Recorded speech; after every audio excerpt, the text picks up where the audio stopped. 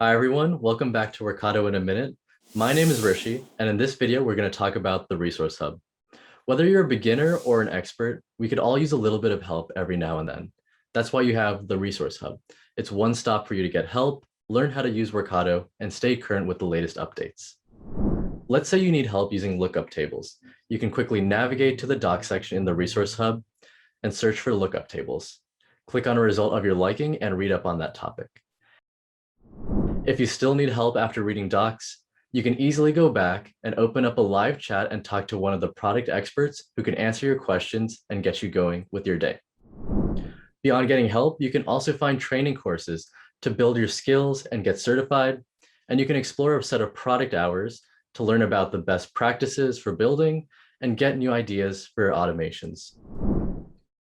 When you're ready to find out the latest updates and releases, browse our What's New section and visit our product blog.